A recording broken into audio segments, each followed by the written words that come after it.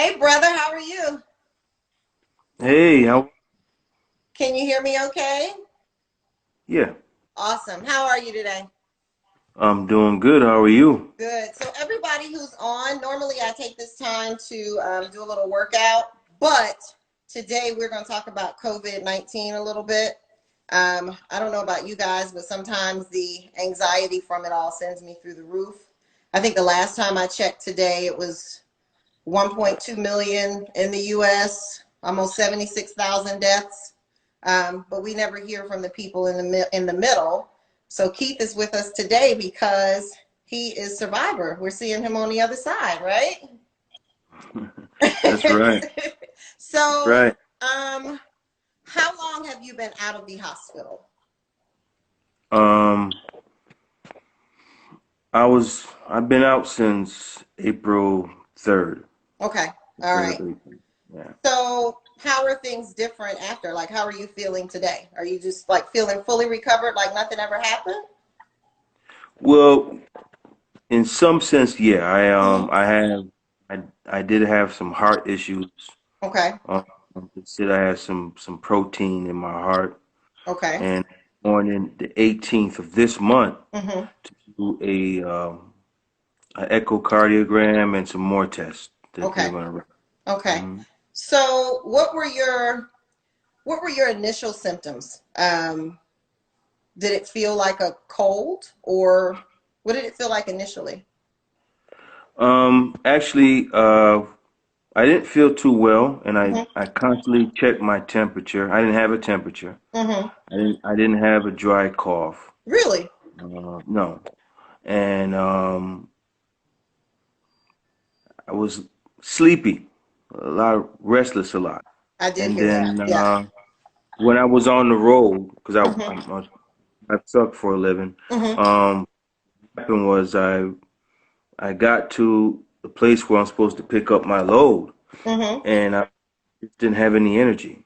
Wow. Um, just really in a lot of pain in my chest Hmm. and um, uh, sharp pain, like Okay. something is pricking me, and Really? all through my body. Yeah, I didn't have any energy at all, and I had a throbbing headache. The Hmm. side of my head it was swollen, and I had a throbbing headache, felt like a sharp migraine, and I managed to drive back from Georgia. Well, I went to Florida. Uh-huh. And I don't even know how I made it back to South Carolina. But So once you got back to South Carolina, you knew at that point that you needed to get to the hospital. yeah, there was Okay. something definitely was wrong when I got to Florida. Hmm. And on my way back to Charlotte, South Carolina first, Hmm. I went to the emergency Okay. uh, in Monroe, North Carolina. And when I went there, they told me I had inflammation in my chest. Hmm. So they said that there's nothing wrong, and they didn't have enough testing supplies Wow. to test me. Wow. So I said, well, I never had this feeling before, and I'm in a lot of pain. Right. So I went home, I stayed the night, and I said, man, something's not right. So I drove myself to another hospital So they near sent you Charlotte. home initially because they didn't have the tests.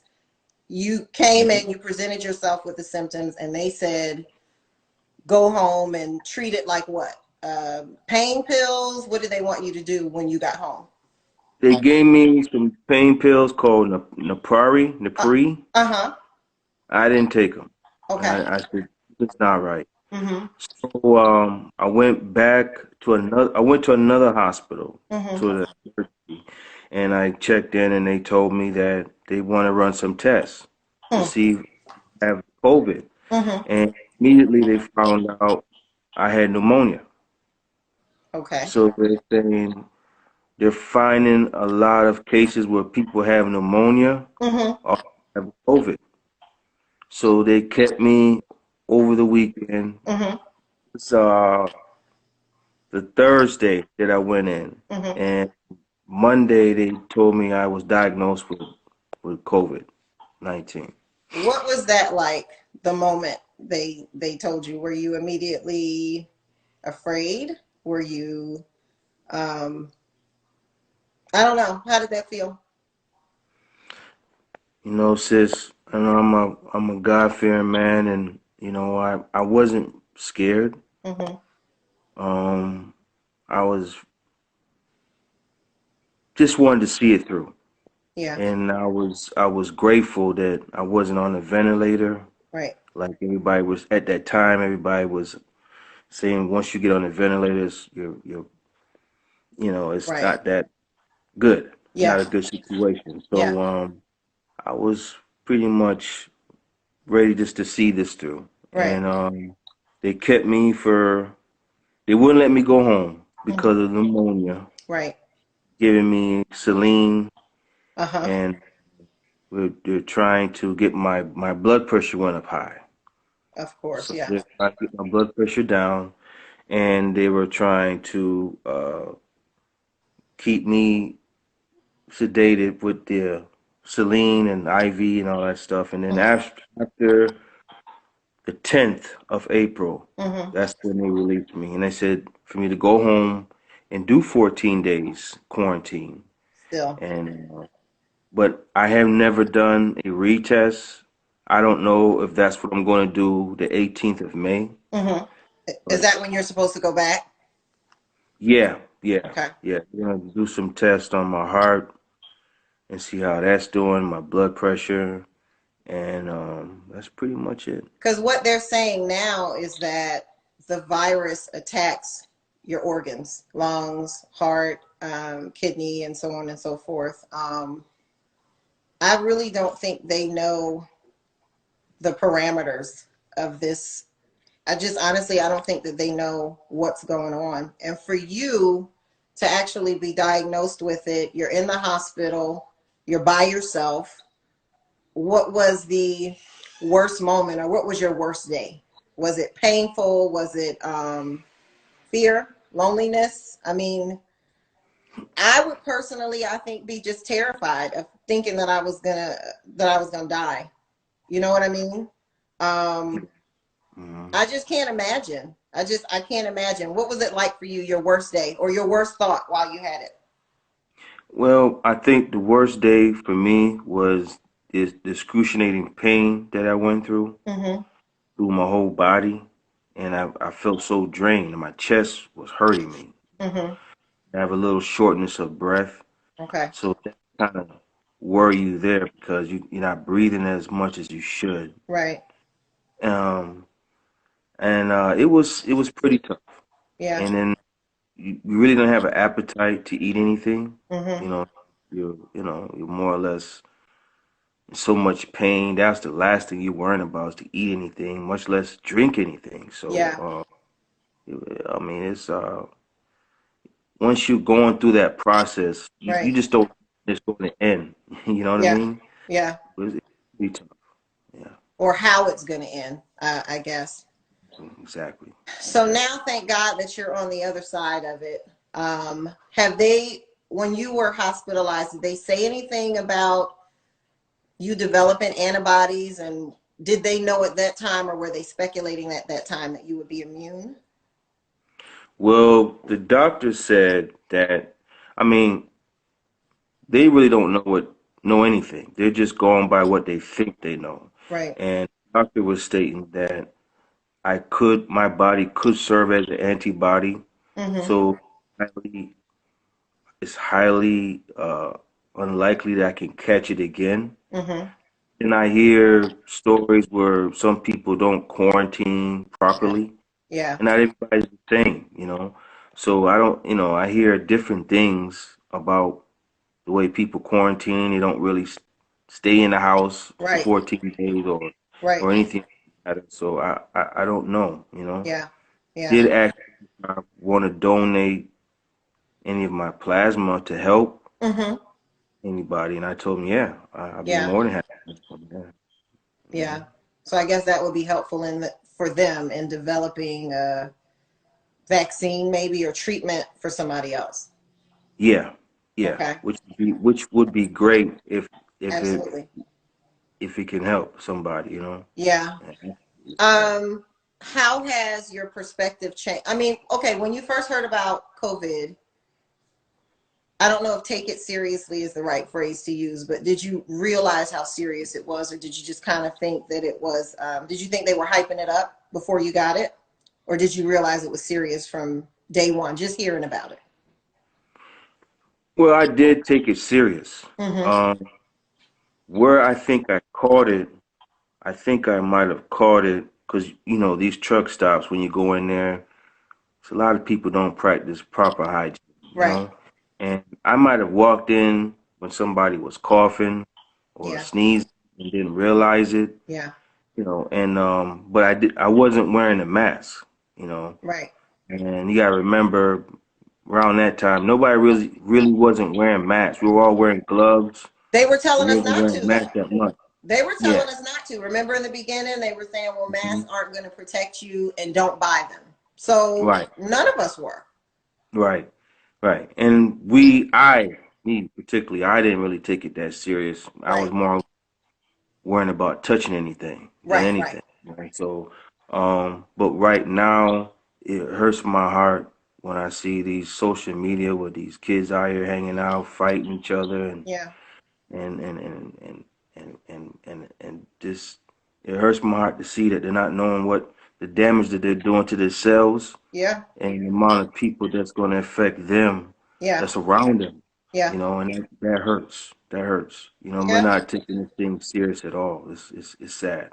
And they are not. I have that conversation with Judah all the time about how serious this is, and Yeah, I'm scared for yeah, him, especially with the amount of vaping that the young generation is doing now. With this being a respiratory virus, it attacks your lungs, and if you're doing any type of smoking, vaping, anything, you're yeah, already yeah. at a disadvantage by the Right. time you get it. So Well, yeah, this thing doesn't discriminate. I mean, if you yeah, see it is affecting the young kids, yeah, babies. yeah, Um, there's people with a lot of conditions that pull through, but yeah, there's some that are very healthy that don't make it.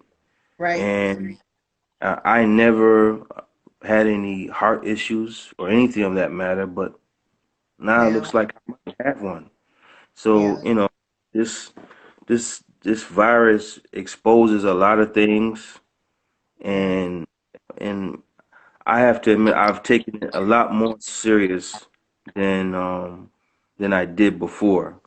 yeah, for And I can sure. imagine the amount of people are like suffering right now. They're probably going through post-traumatic stress, just worrying if they sneeze or their throat scratching them. They're like, "Oh, I got it." You know, I can Yes. imagine what they're going through as well. Yeah. But only thing I can tell you is like some people they call me, they're paranoid about, "Oh, I think I got it." Well, Yeah. just go get tested. Yeah. Go Just go get get tested. tested.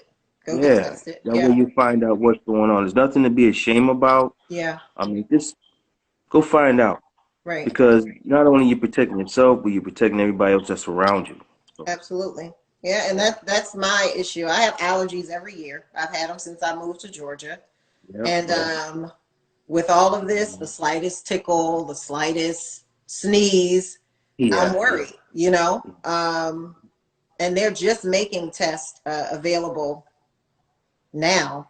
So yeah, Right. that is something that I need to do just to ease my mind. Still staying safe, you know what I mean? But Mhm. for me, just being able to talk to you, because like I said, we hear about the 1.2 million that have it and the ones that didn't make it, but they're not really spending a lot of time talking to people who have made it, who have survived it, Yeah. especially in our community, because what are they saying in our community? We're dying at higher rates than other nationalities. But who's surviving? Who's going home? Who's getting over it? I mean, what's going Yeah. on? Give us a little bit of hope. You know what I Yeah. mean? And they're not doing it. And you are just a ray of hope for me. You are something to hold on to because they make it seem like everybody who gets it, um, it's just bad. And I work with a lot of people in the medical field, nurses, and it's really, really bad in the hospitals. It's bad. I mean, I can't stress it enough. Just to work in those conditions. You said PTSD. I believe our healthcare professionals are suffering for it, and it's going to get worse as time goes on. And That's people, very yeah. that's very true. I mean, you gotta think about it. When I was there, they had me in isolation in one room Hmm. with nobody else, Wow. and we just came in and with these suits on and breathing machines and some of these are young nurses or whatever, Hmm. seeing. I mean, I'm looking at it, I'm like, you really scared, Yeah. you know? Yeah. And I mean, you can see the way they touching you, like they feel like if they touch you, they're gonna catch it. Yeah. And I'm like, I'm okay. You want me to put on the mask before you Yeah. come in here? No, no, it's fine. I don't want you to feel uncomfortable. But I'm like, Right. I can understand you trying to do this job, Yeah. and you're scared. So I can imagine some of these nurses and CNAs are looking at some of these patients. They want to do their job, but they really can't do their job the way they want to because Absolutely. they're scared. You know, they're I'm scared for their life. I'm You know, terrified. Just and I and especially I just I can't imagine with the some states, most of them now talking about opening up. How do you feel about that? Just let the doors fly open and let people do what they want to do. And the numbers are still rising. I think that that is a very horrible idea. well, it's a catch-22 with that one. I mean, the economy is doing real bad. Real, yeah. Me as me as a businessman, Mm-hmm. being a truck driver and having my own business is Mm-hmm. tough. Yeah. It's real. Yeah. Um, it's tough on a lot of other people who are trying to make it out here because not everybody got a stimulus check. That's true. So, but on the other hand, boy, I tell you, Luke, it's I don't think things ever going to be the same again. Mm-mm. You know. Mm-mm. So we're going to another shift, another change, and we just have to be prepared for it. Yeah. Mhm. I think And that that social is the, distancing. I'm sorry, go ahead. I mean, we're going to be have to do a new change in social distancing, Right. and we have to try to work it out somehow where we can Yeah. be put and not be around each other, close to Yeah. each other as we used to. Yeah. I mean, I agree because they're saying it's going to be with us for 2 years. I remember I couldn't wait to. I remember when they initially shut the gyms down. I was like, "Oh my God, I still want to go to the gym." And then everything started unfolding, and then they said they were opening the gyms back up, and I was like, "I don't want to go," just simply because I was scared. Um, but they're talking about 2 years. This is Yeah. going to be with us before they find a vaccine. So I don't know Mm. what the new normal looks like. I mean, I have a face mask. I've ordered a face shield. I'm waiting for that to come in the mail. It's just I'm just trying to take all precautions because I Yeah. don't want it. I don't even want to chance it. And I like to think that I'm healthy. I like to think that I eat right. I exercise 5, 6 times a week. But that for this particular situation, it doesn't seem to matter all the time. That's not a safeguard because they don't know how this virus attacks your body and why healthy people die from it. Yeah. Yeah, Yeah. yeah. So for are you back to work now? No, I got a driver to drive the truck for me for right now. Okay. Just it's easy Yeah, because I did a 14 quarantine when I got home. got you. Um, I don't know. I haven't really decided what I want to do just yet. Mm-hmm. Um, I don't know. I haven't made up my mind yet. So Okay. I got taking it. it day I by feel you. day. Well, Yeah. I want you to check back in with us. I'd like to do this again in a little bit, see how you feel. If you want to talk about, I know you said you were going back for a procedure for them to look at your heart. Yeah, in two more weeks. Okay. All right. Two, so I'll be going back. Okay. Yeah. If So anybody has any questions, just type them really quickly. Can you stay around? I already tied you to it. Can you stay around for a few questions if they have any? sure. All right, thank you. What do you say to, Judah's 20 now, and the only thing he's thinking of, and I probably would have been doing the same thing at 20. I don't think he's taking it seriously. He just wants his life to get back to where it was. And I'm like, Judah, I don't think we'll ever be what we thought was normal again. I don't believe that I will ever feel comfortable going to the movies and just sitting next to a random stranger. You know what I mean? You with me? Yeah, I mean, I understand. Okay, I thought I, it froze up on me. I understand. Hmm. Yeah. I just don't know what that's going to look like, but we're going to have to settle into it and settle into it quickly because like you said, it's a catch 22 and Yeah. we have to adapt. We have to some degree, but I just don't know what that looks like. I don't. Well, I can understand where you coming from. You know, Mm-hmm. you mother and Mm-hmm. you're protecting your child, you Yeah. know, and mothers are going to be very protective, but you did a great job raising Yeah. them up. Yeah, he's a And good boy. you have to trust all that time and Yeah. hard work you put in, and you Yeah. have to trust him that he's going to make the right decisions. And he's made a lot of good decisions this far. He So has. Yeah.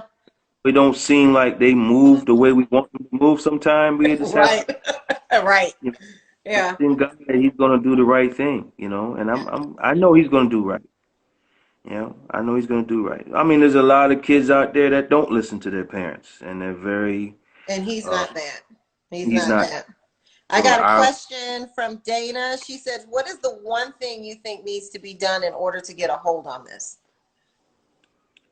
for them just to find a vaccine right away. I think they already have it, but I mean, I don't know the purpose of this. I mean, this is horrific what's going on. People are dying. Yeah. There's millions of people contacted this virus. I think the safest thing that you can do right now is get checked out, Yeah. just to know if you have it or not. And Yeah. if you have it, you can do something about it. But just to not be like, okay, he don't have it, so that means I don't have it. That doesn't mean anything. Go get checked out. It's Yeah, just not checked out. Yeah. yeah, yeah, Very good advice. And they're going to have to, I know you didn't ask me, Dana, but I'm going to throw my little 2 cents in there. I think they need to start testing more. They got to find out who has what, and they have to do it yeah, on a larger scale because there are 300 million, over 300 million people in this country, yeah, and you got to find out, yeah, especially the asymptomatic people are wild cards yep, because yep, they're just walking around and spreading yep, it. So if yep, we don't know who has it and we can't quarantine people or at least take some precautions, you know, right, um, and then the vaccine, they got to get that out of there. They got to get a treatment.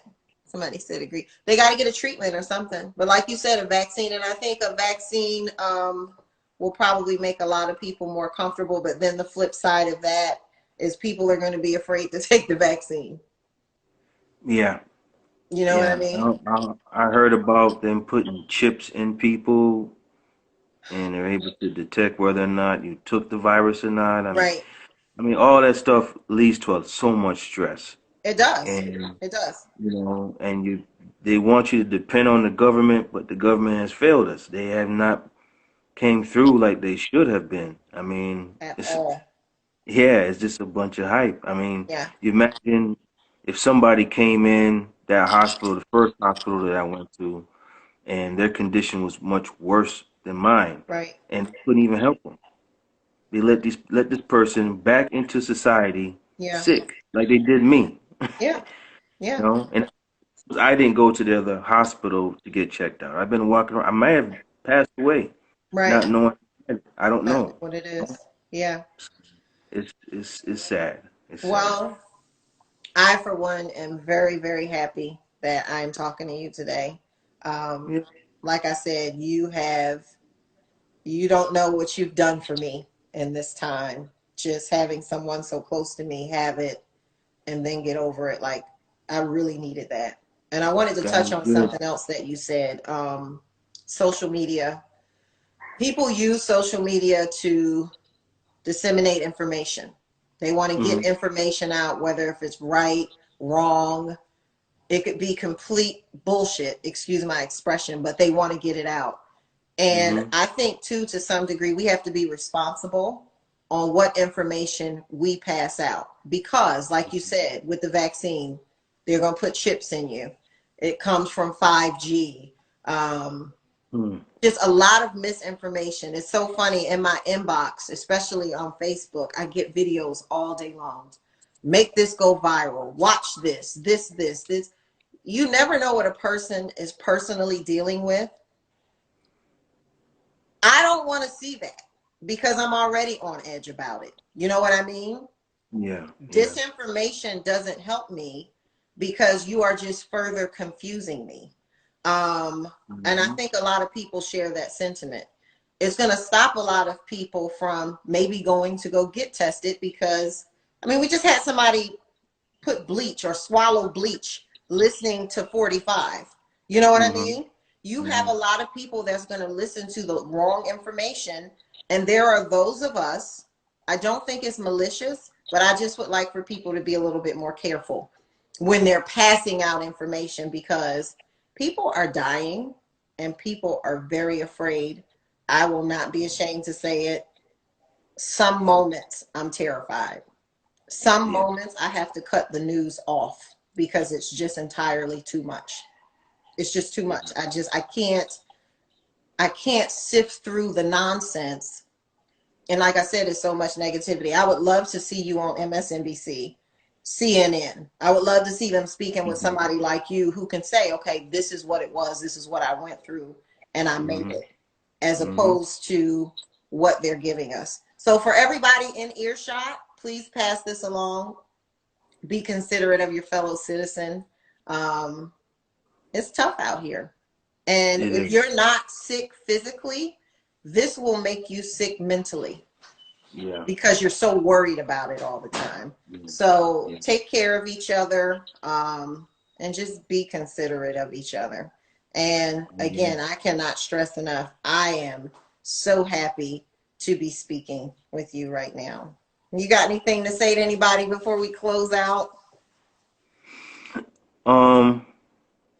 Basically, just give thanks.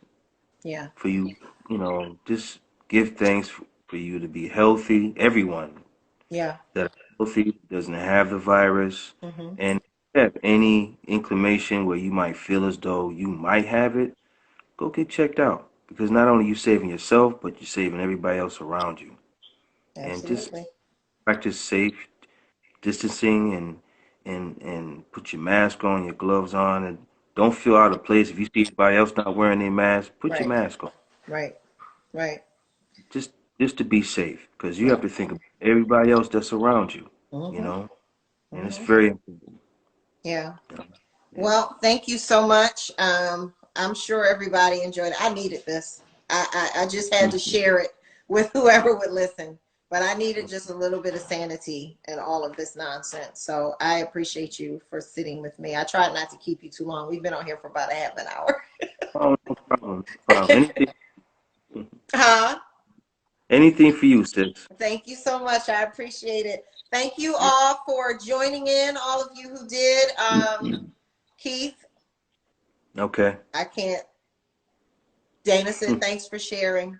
Wasn't this awesome? No, isn't he fantastic for doing this? Yeah. I do. I appreciate. Oh, Ron is on here, Keith. Oh, Yellow Man. Who is he?